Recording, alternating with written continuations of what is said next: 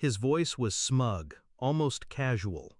"My son has immunity. I own the judge. Drop it." I stared at the blood still drying on my daughter's shirt, the monitors beeping faintly in the hospital room. My hand gripped the phone tighter. "You have no idea who you're talking to," I said. My voice didn't rise. It didn't need to. "You have 10 minutes to turn him in." The CEO laughed. That arrogant, hollow laugh of a man who thinks wealth is armor. 9 minutes later, his lawyer called me. The panic in his voice was raw. "Who the hell are you? We're ready to accept all your terms. Just stop what you started."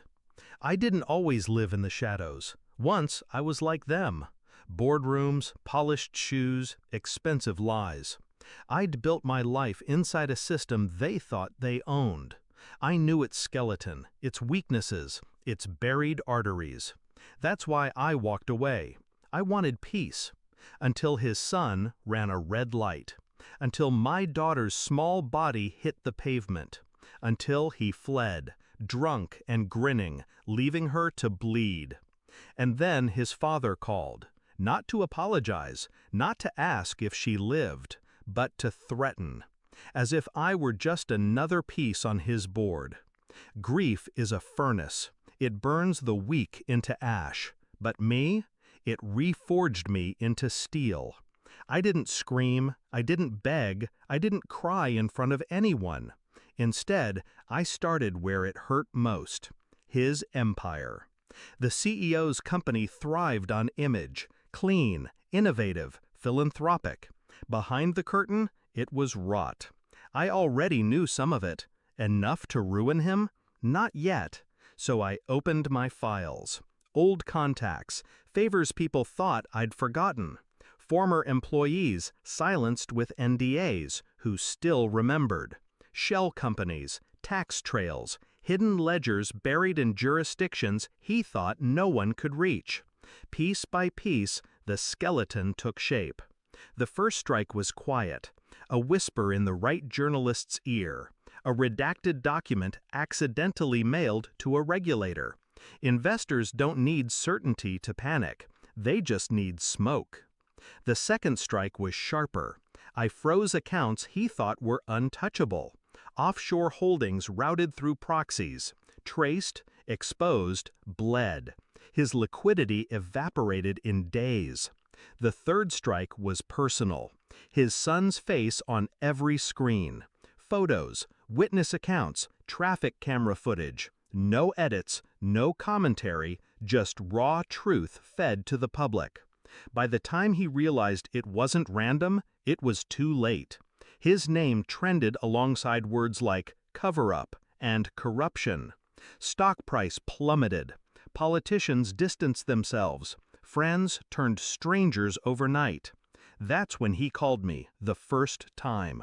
His arrogance still intact. "My son has immunity. I own the judge." He thought I was playing checkers. He didn't realize I'd built the board. "You have 10 minutes, I told him. In those minutes, the system he owned started cracking. The judge he paid off, already under federal watch. The detectives he thought loyal, quietly flipped with wire transfers I'd arranged. His allies weren't allies anymore. They were liabilities, desperate to save themselves.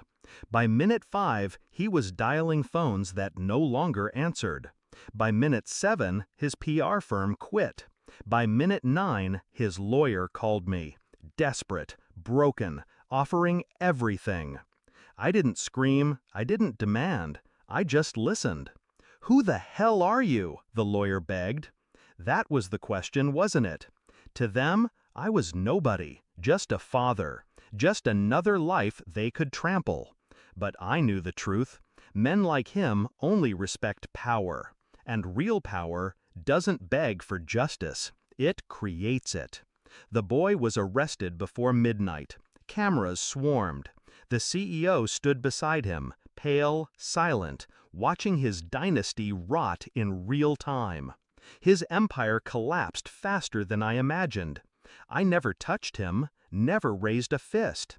All I did was hold up a mirror. and men like him cannot survive their own reflection. When my daughter finally opened her eyes weeks later, she asked me one question. "Daddy, is he gone?" I brushed her hair back gently. Yes. I didn't tell her about the files, the networks, the strikes. She didn't need to know the storm I unleashed. All she needed to know was that her world was safe again. Now the CEO lives in the same silence he once tried to trap me in. His fortune drained, his allies vanished, his son facing trial without a shield. And me? I returned to my shadows, to peace.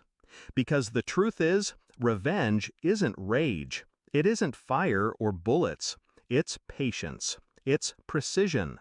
It's making sure the man who thought he owned the world finally understands he never even owned himself.